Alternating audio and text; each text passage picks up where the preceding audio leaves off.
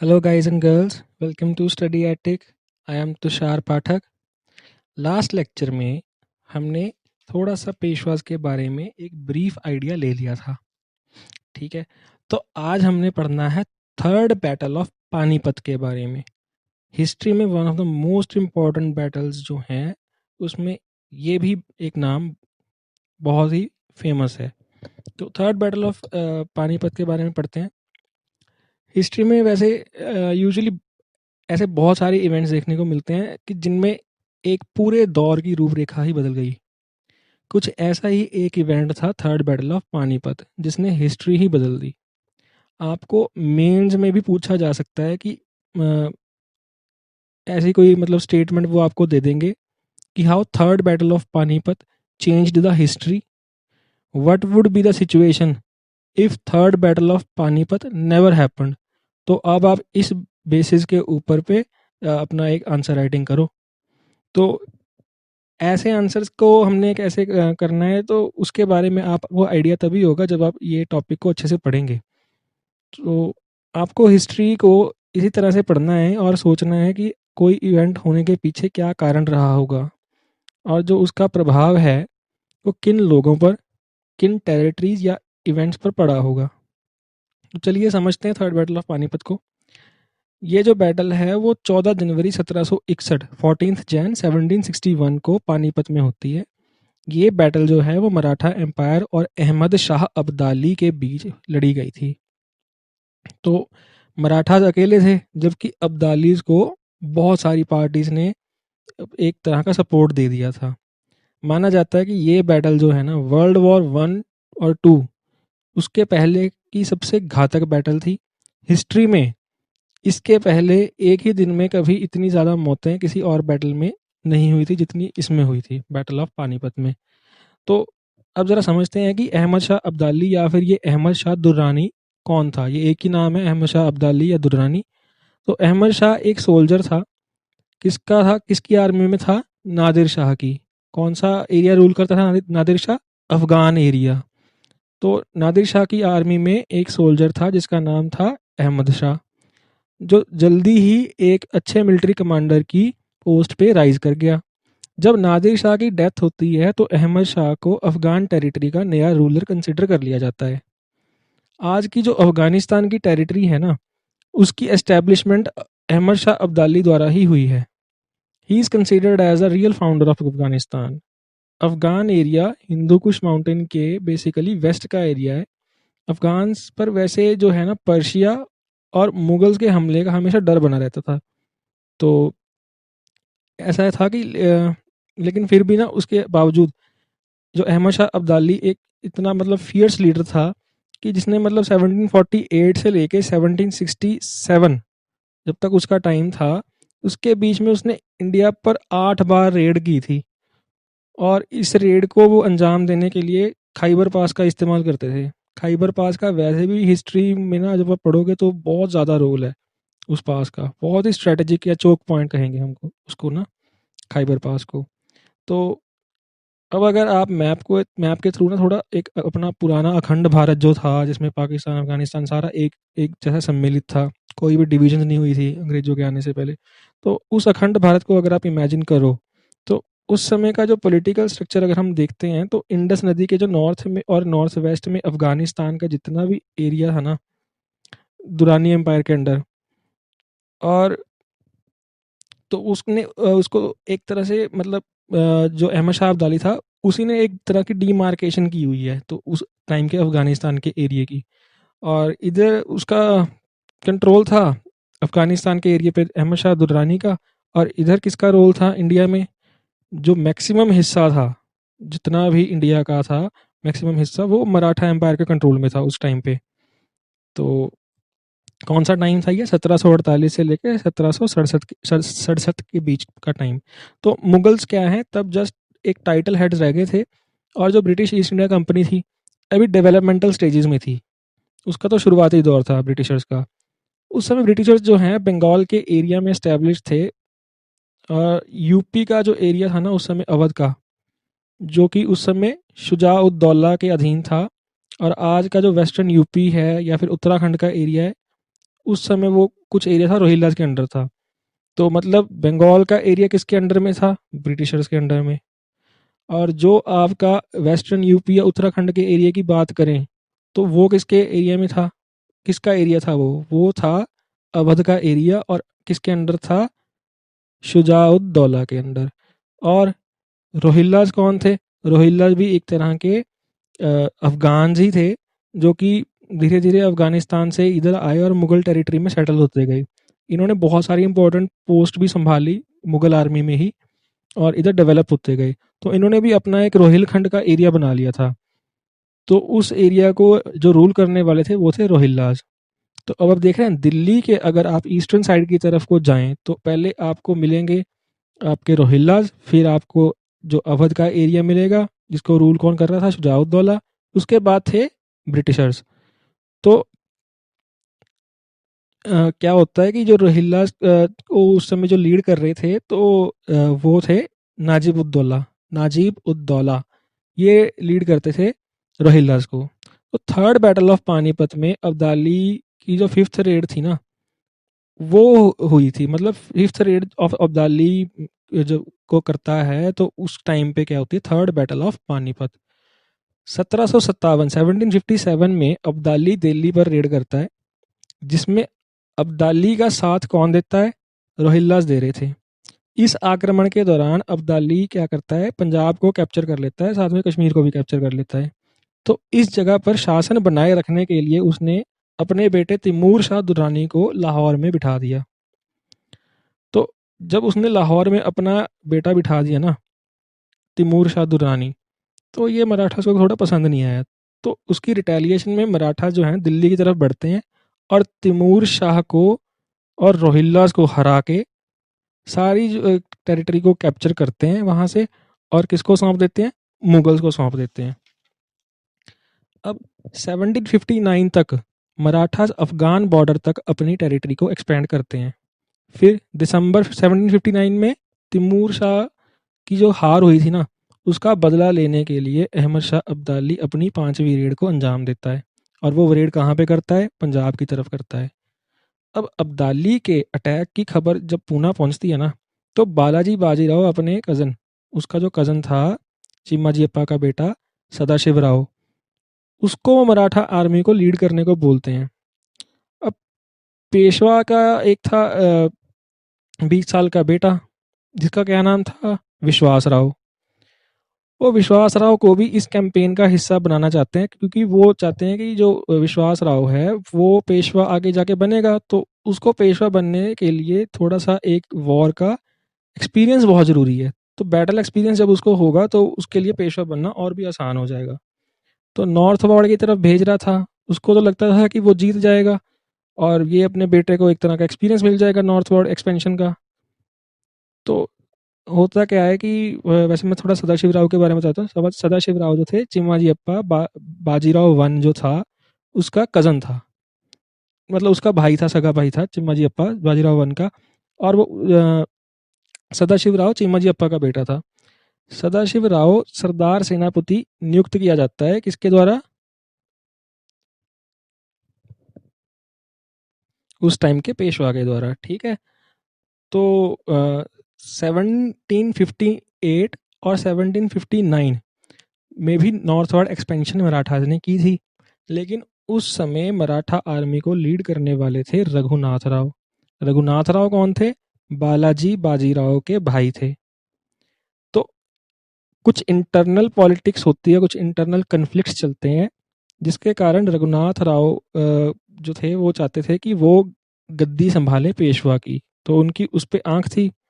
और लेकिन इसका ये था कि रघुनाथ राव को ना नॉर्थ वार्ड की जो थी एक्सपेंशनिस्ट पॉलिसीज में जो उसका एक्सपीरियंस था, बैटल का एक्सपीरियंस था, वो बहुत ज़्यादा था। तो अगर रघुनाथ राव 1760 में अब्दाली के अगेंस्ट लड़े होते ना दिल्ली में, तो मराठास को डेफिनेटली वो जिता सकते थे। उनकी क्योंकि जो थी ना पॉलिसीज, डिप्लोमेटिक पॉलिसीज, वो बहुत अच्छी थी। लेकिन सदाशिव राव क्या था? वो बहुत ज़्यादा एक, मतलब कहते हैं ना कि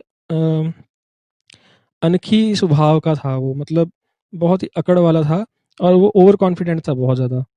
तो अब सदाशिव राव को नॉर्थ साइड का कोई बैटल का एक्सपीरियंस भी नहीं था। और उसकी जो डिप्लोमेटिक पावर थी, जो उसकी डिप्लोमेसी थी, वो भी पुअर थी। तो मराठा पूना से चल पड़ते हैं और सारी कन्फेडरेसीज को जैसे जैसे ऊपर को जाते हैं वो, तो कन्फेडरेसीज के जो थे उनके राजा चीफ्टेंस, वो उनको साथ में उठाते हैं, उनकी जो आर्मी है उसको साथ लेते हैं। तो वो चल पड़ते हैं दिल्ली की तरफ कि जाके देखें कि अब्दाली अब वहाँ पे कूच करने वाला है, तो उसको संभालें जाके। अब वो क्या करते हैं कि मराठास की जो आर्मी थी ना, उनकी स्ट्रेंथ थी लगभग 1 लाख। अब इतनी बड़ी आर्मी के साथ ना अलग से 4 लाख सिविलियंस भी चल पड़ते हैं। सिविलियन सोचते हैं कि हमारा पिलग्रिमेज हो जाएगा, और इतनी बड़ी आर्मी तो हमारे साथ है ही, हमें तो कोई कुछ कह नहीं सकता, तो हमारे लिए नॉर्थ वर्ड की तरफ जाके दर्शन करना सारे धामों के ये आसान हो जाएगा। तो उनको ये नहीं पता था कि ये जो साथ लेके जा रहे हैं इतने लोगों को, तो इनके खाने का कुछ, इनको रिसोर्सेज भी चाहिए, उसका मैनेजमेंट का भी कुछ उनको सोचना था। तो वो फिर भी ओवर कॉन्फिडेंट रहे और चल दिए साथ में, और सदाशिव राव ने भी नहीं रोका किसी ने उनको। तो मराठा दिल्ली तक पहुंच जाते हैं, और अफगान फोर्सेस की जो एक टुकड़ी थी ना, जो दिल्ली को कैप्चर करके बैठी हुई थी, उसको वो हरा देते हैं मराठास दिल्ली पहुंच के, और दिल्ली को दोबारा से रिकैप्चर कर लेते हैं।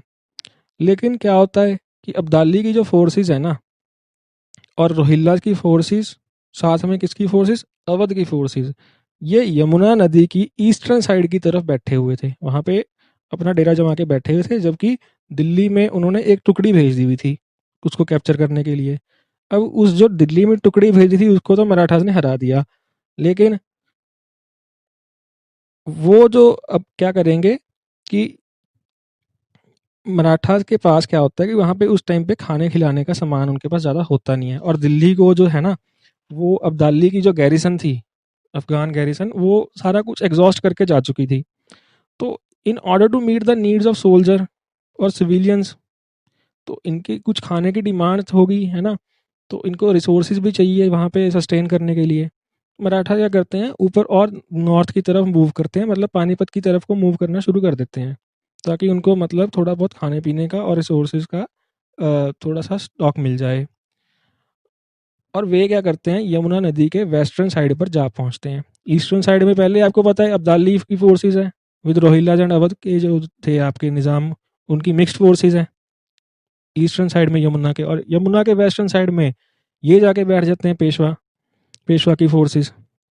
तो तो वहाँ पे क्या था कि सदाशिव राव की जो डिप्लोमेसी वीक जो है ना, वो यहाँ पे दिखेगी आपको, कि उसके कारण क्या होता है कि उस समय नज़दीक में ना जाट्स थे, ठीक है, राजपूत थे, सिख एम्पायर था। अब वो अपने साथ किसी भी और एम्पायर को मिलाने की कोशिश ही नहीं करेंगे, कि वो साथ में अगर मिला लेते तो उनकी आर्मी की स्ट्रेंथ बढ़ जाती, कुछ लड़ने के काबिल होते। लेकिन वो ऐसा कोई भी अपने मतलब एटीट्यूड में ऐसा कोई स्टेप लेंगे ही नहीं। तो मराठास वैसे भी ना उन टेरिटरीज को, मतलब राजपूत की, सिख की टेरिटरी को पहले भी वो मतलब प्लंडर कर चुके थे, तो वैसे भी वो खुद भी नहीं चाहते थे कि जो दूसरे एम्पायर्स थे कि वो उनकी मदद करें। लेकिन क्योंकि ये अफगान फोर्सेस अटैक कर रही थी इनके देश पे, तो फिर भी चांसेस थे कि अगर डिप्लोमेसी सदाशिव राव की स्ट्रांग होती, तो शायद वो इनको अपने साथ मिला के अफगान आर्मी को हरा भी सकता था। लेकिन उसकी डिप्लोमेसी पुअर थी, तो करा क्या जा सकता था। तो क्या था कि अगर हम दूसरी तरफ उसको देखें ना, अब्दाली को, तो वो रोहिल्लास का साथ लेने में सक्षम रहता है, और रोहिल्लास आगे क्या करते हैं, वो निज़ाम ऑफ अवध को भी मना लेते हैं कि आप जो हैं अब्दाली का साथ दें। इससे मराठा दिल्ली के ऊपर पानीपत एरिया में हर तरफ से घिर जाते हैं, और उनकी जो साउदर्न साइड पूना से आने वाली जितनी भी फूड सप्लाईज थी, वो काट दी जाती हैं। उन्होंने नीचे से किसी को आने नहीं देना है। तो ऐसे में सिविलियंस और आर्मी मिलकर ज़्यादा समय उनके लिए बिताना वहाँ पे मतलब बिना रिसोर्सेज के पॉसिबल ही नहीं था। तो सप्लाईज ख़त्म होने की कगार पर पहुँचने लगी, एक टाइम ऐसा आ गया। तो मराठा ने भुखमरी से मरने से अच्छा ये फील किया कि हम क्या है कि लड़के मर जाते हैं।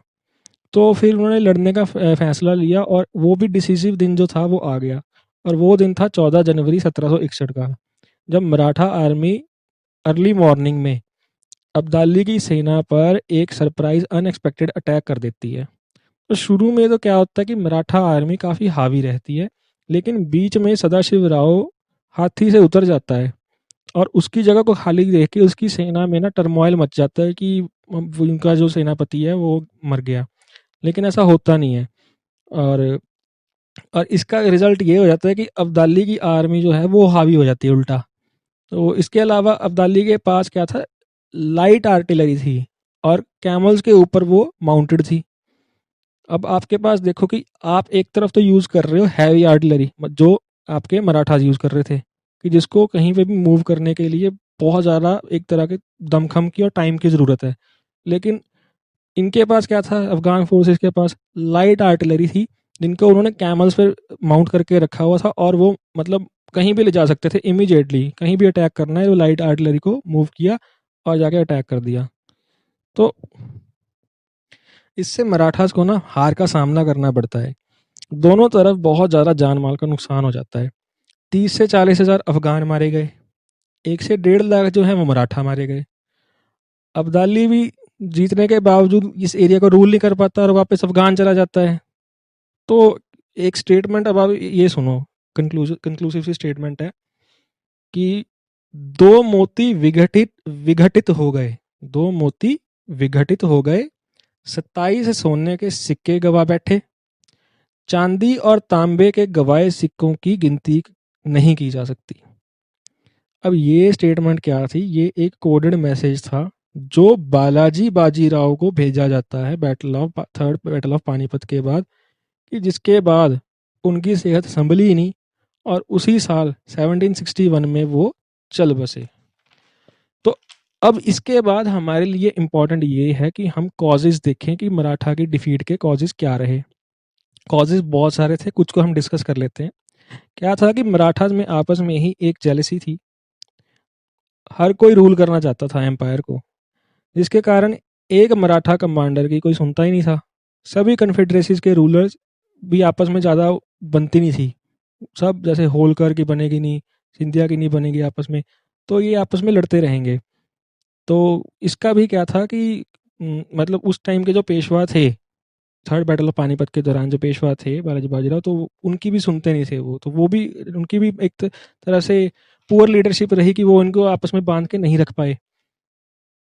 अब फॉर एग्जांपल यही देख लो कि अगर रघुनाथ राव मिलिट्री को लीड करते हैं तो क्या होता, तो थर्ड बैटल ऑफ पानीपत वो जीत जाते, सदाशिव राव विश्वास राव सभी की जान भी बच जाती। तो इस तरह से पॉलिसीज का बहुत ज़्यादा इंपॉर्टेंट रोल था, लेकिन वो इस चीज़ को थोड़ा सा वीकली ले गए, उन्होंने अंडर एस्टिमेट किया और वो ओवर कॉन्फिडेंट रहे। दुश्मन को कर लिया अंडर एस्टिमेट और खुद हो गए ओवर कॉन्फिडेंट। तो अब दूसरा कारण क्या था मराठा डिफीट का, वो ये था कि अब्दाली की फोर्सेस का नंबर था ज़्यादा, क्योंकि उन्होंने रोहिल्लास को और निज़ाम ऑफ अवध को उनकी बाकी फोर्सेस के साथ मिला लिया, जबकि इस मामले में मराठा फेल रहे, वो किसी और को मिला ही नहीं पाए। वो क्यों नहीं मिला पाए, क्योंकि उनकी डिप्लोमेटिक इंटेलिजेंस वीक थी। हालांकि एक आपको मैं बताता हूँ इवेंट क्या हुआ था कि जाट राजा था सूरजमल, वो खुद सदाशिव राव के पास आता है और उसको सपोर्ट करने की प्रस्तावना देता है कि मैं आपको सपोर्ट कर देता हूँ। लेकिन क्या होता है कि सूरजमल के प्रस्ताव को सदाशिव राव जो हैं वो रिफ्यूज़ कर देते हैं और ये बोल देते हैं कि हम तो आपको भी बाद में हराएंगे, तो आप जाइए, हम इनको संभाल लेंगे खुद ही। तो और एक कारण मैंने आपको पहले अभी बता दिया पढ़ाते टाइम ये बैटल, कि ये थे प्लंडर करने वाले, मतलब लूट पाट मचाने वाले एक तरह के ये मराठास थे। तो इनकी ऐसी पॉलिसीज़ के कारण क्या था, अ, इनको कोई लाइक नहीं मतलब और कोई एम्पायर क्या था कि कोई लाइक नहीं करता था। अब देखो ये जब किसी जगह पे जाके लूट पाट करेंगे या किसी जगह को जाके हरा देंगे, तो वहाँ पे ये क्या करते थे, चौथ और सरदेश मुखी जैसे ना हैवी टोल टैक्सेस लगा देते थे। तो एक तरफ तो आपको टोल टैक्स देना पड़ रहा है, ऊपर से आपकी टेरिटरी में कोई प्लंडर कर रहा है, तो आपका जो रूलर है वो बहुत ही कम चांसेस पे आपको सपोर्ट करने के लिए आएगा। ये भी इनकी डिफीट का एक कारण रहा। अब आखिरी कारण वही था आर्टिलरी का, कि उनके पास थी, अब्दाली के पास मोबाइल आर्टिलरी लाइट जो कैमल्स के ऊपर माउंटेड थी, और इनके पास क्या था, मराठास के पास, इनके पास थी हैवी आर्टिलरी। अब कॉजेज ऑफ मराठा डिफीट के साथ साथ ये भी ज़रूरी है कि थर्ड बैटल ऑफ पानीपत का हम पॉलिटिकल सिग्निफिकेंस भी समझ लें। अब पॉलिटिकली होता क्या है कि मराठा की जो सुपरमेसी है वो हो गई डिस्ट्रॉयड। मराठा किंगडम क्या है कि इन्होंने बहुत ज़्यादा हैवी लॉस ऑफ लाइव्स और रिसोर्सेज इसको सफ़र किया, लेकिन इनको कुछ साल लग जाते हैं, लगभग 10 साल दोबारा स्टैंड होने में। और वो कौन स्टैंड करवाता है इनको, वो करवाएगा माधवराव टू। लेकिन फिर भी जो प्रॉस्पेरिटी और पावर जो सिचुएशन थी इनकी बैटल ऑफ पानीपत के पहले, वो मराठा किंगडम कभी हासिल नहीं कर पाएगा। अब मराठा पावर के डिक्लाइन करने पर ना इंग्लिश को बहुत बेनिफिट होता है, और 1775 1775 में एंग्लो मराठा वॉर चलेगी, जो कि 1818 1818 आते आते कंप्लीटली मराठा पावर्स को डिमिनिश कर देगी। और अब एक क्या है, पावर वैक्यूम क्रिएट हो जाएगा। पावर वैक्यूम कैसा क्रिएट होगा, इस बैटल का सबसे बुरा परिणाम ये हुआ कि मराठास के बाद ना दिल्ली की पावर को इन्फ्लुएंस करने वाला कोई था ही नहीं। इससे दूसरी ताकतों को भारत में राइज करने का पूरा एक चांस मिल गया, जैसे कि ब्रिटिश ईस्ट इंडिया कंपनी, वो तो अगले 50 साल में कंप्लीट सुपरमेसी एस्टेब्लिश कर लेगी पूरे देश पर। अब हम ना इस जंग को ऐसा क्यों मानते हैं कि अगर ये ना हुई होती तो भारत की स्थिति कुछ और ही होती, नक्शा ही कुछ और होता। तो जिस समय ये बैटल हुई थी उस समय मराठा जो थे वो सबसे पावरफुल थे, और ब्रिटिश क्या थे, बंगाल तक लिमिटेड थे सिर्फ। तो अगर मराठा इस बैटल में जीत गए होते या ये बैटल ही ना हुई होती तो क्या इंग्लिश हुकूमत होती, हमें इंग्लिश हुकूमत का चेहरा नहीं देखना पड़ता कभी। ठीक है, so that's all for third battle of Panipat. अब नेक्स्ट हमारा एक ही टॉपिक रहता है जो है एंग्लो मराठा वॉर्स, उसको हम एक अलग लेक्चर में कंप्लीटली एक डिस्कस करेंगे, और आप ये जो पिछला अभी तक का सिलेबस हुआ है इसको अच्छे से कवर कर लें। So see you in the next lecture. Thank you.